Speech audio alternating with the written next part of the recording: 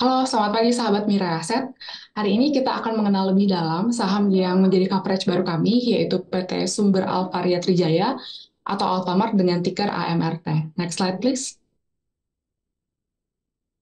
PT Sumber Alfa Trijaya berdiri sejak tahun 1989 sebagai perusahaan trading dan distribution, yang kemudian mengganti bisnis modelnya dan beroperasi sebagai minimarket sejak tahun 1999. Nah, saat ini AMRT memiliki Alfamart sebagai konsep flagshipnya, dan tidak hanya puas dengan perkembangan Alfamart sejauh ini, AMRT terus berkembang bisnisnya menjadi ke dalam beberapa format seperti yang terlihat pada gambar. Yang pertama ada Alfamidi dengan keunggulan menyediakan fresh product dan groceries. Lalu ada Lawson Convenience Store yang menawarkan produk-produk berupa ready to drink, ready to eat, atau RTE, dan berbagai snacks dan beverages lainnya.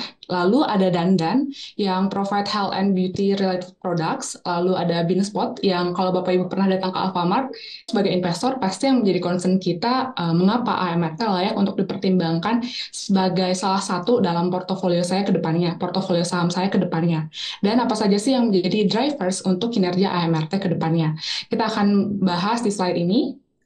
Nah, kalau kita lihat Bapak Ibu sekalian, teman-teman Mirai Aset semua, kami menyukai AMRT karena bisnis modelnya cukup resilient, terbukti dari inovasinya dalam beberapa konsep atau format store dan juga bisnis modelnya yang cukup resilient sehingga ketika inflation rate di Indonesia masih cukup tinggi, namun hal ini juga cukup resilient bagi AMRT karena diimbangi oleh konsumsi rumah tangga yang masih terjaga seperti yang terlihat pada slide. Next.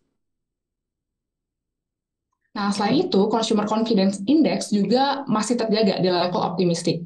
Nah, ditambah lagi dengan adanya kebijakan kenaikan upah minimum, next please, oleh pemerintah yang diumumkan sejak akhir tahun kemarin, sehingga ini bisa menjadi buffer untuk menjaga people purchasing power. Next, next. Nah, selain inflation rate yang masih cukup tinggi, tapi bisa ditopang dengan konsumsi rumah tangga yang tinggi, lalu consumer confidence index yang tinggi, dan adanya kenaikan UMP, kami juga melihat bahwa adanya ample room atau masih cukup banyaknya room untuk bertumbuh bagi AMRT, khususnya di retail industri di Indonesia. Kenapa sih? Karena ini ditopang oleh pertumbuhan ekonomi Indonesia yang cukup robust. Ekonomis kami juga masih memperkirakan bahwa ekonomi Indonesia akan tumbuh sekitar 4,9% di tahun 2023 ini. Lalu kami juga mengutip research yang dilakukan oleh First and Sullivan dalam researchnya yang memperkirakan industri retail di Indonesia juga masih bertumbuh dengan CAGR sebesar 9,2% dari tahun 2025 sampai tahun 2025. Dan pertumbuhan ini tertinggi jika kita bandingkan dengan negara-negara Asia Tenggara lainnya yang rata-rata pertumbuhan per tahunnya atau CAGR-nya sekitar 6,6%. Lalu bagaimana ketika kita detail melihat industri minimarket sendiri? Next please. Oke, nah jika kita melihat kondisi industri minimarket di Indonesia, sebenarnya masih terus dalam tahap pertumbuhan. Seperti yang terlihat pada chart Indonesia Grocery, Modern Trade, dan bahkan bertumbuh lebih agresif jika kita bandingkan dengan format modern stores berupa hypermart ataupun supermarket. Nah, consumers menurut kami prefer untuk belanja di minimarket terdekat karena ya pasti lebih mudah diakses, accessible-nya lebih tinggi dibandingkan supermarket atau hypermart, lalu menawarkan beberapa kemudahan sahabat Mirai Aset seperti berbagai produk yang juga ada gitu ya di minimarket dan juga pembayaran dan juga price yang cukup kompetitif gitu jika kita bandingkan dengan supermarket ataupun traditional market lainnya serta kenyamanan dalam bertransaksi. Next please. Nah, jika kita look into details ke Alfamart only di Indonesia, modern market dan mini marketnya juga masih terjaga gitu ya, market share-nya juga masih terjaga. Hanya saja untuk Indonesia Grocery Channel sedikit mengalami penurunan ke 11,4.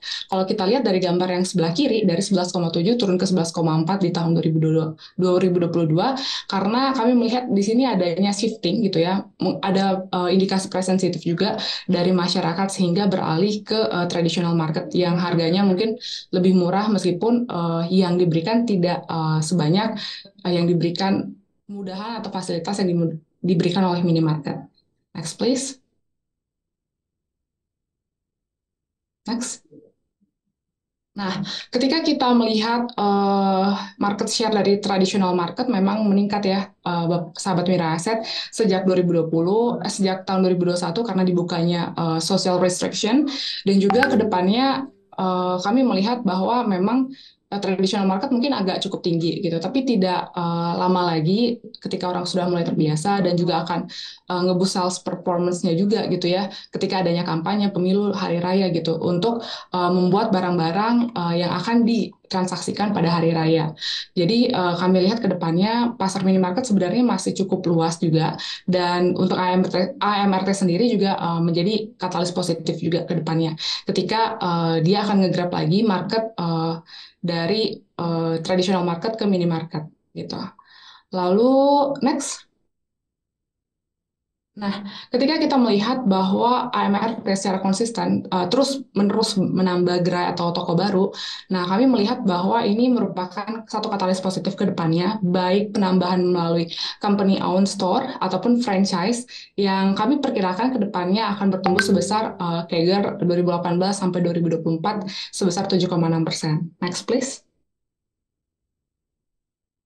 Oke, nah selain memperluas atau memperbanyak stores-nya, kita juga melihat bahwa AMRT telah melakukan optimasi di dalam strategi omnichannel-nya. Atau omnichannel yang diaplikasikan adalah mengintegrasikan antara offline dan online, atau kita singkat sebagai O2O, offline atau online.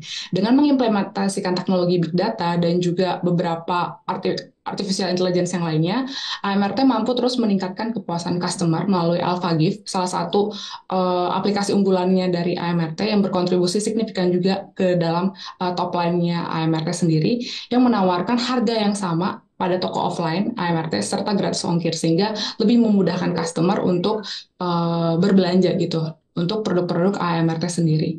Dan kami juga sudah mengkonfirmasi kepada perusahaan bahwa gratis ongkir ini juga telah diperhitungkan sehingga tidak akan mengganggu cash flow perusahaan ke depannya. Next. Oke, selain itu, kita juga dapat melihat bahwa AMRT terus meningkatkan top line-nya, baik dari sisi food, karena setiap tahunnya seperti yang kita tahu ada hari raya yang meningkatkan penjualan signifikan bagi perusahaan retail, khususnya retail untuk food retailer. Oke, next. Oke, untuk investment recommendation, next. Kami mulai coverage kami di AMRT dengan trading buy rating dengan target sebesar 3.200 per lembar saham. Target harga kami didasarkan pada blended PE antara historical peers yang kami ambil pada tanggal 14 lalu, dan juga target harga ini didasarkan pada 5-year mean forward PE sehingga mengimply 38,9 kali dari forward PE kami di tahun 2023. Next. Nah, berikut ini peers yang kami gunakan untuk mengarrange target harga kami. Dan resiko terhadap call kami adalah yang pertama, slower than expected growth from new stores, dan juga meningkatnya kompetisi antara peers khususnya untuk minimarket, dan juga unfavorable government regulation. Oke, sekian untuk KMRT dan salam cuan sahabat Mirai Aset.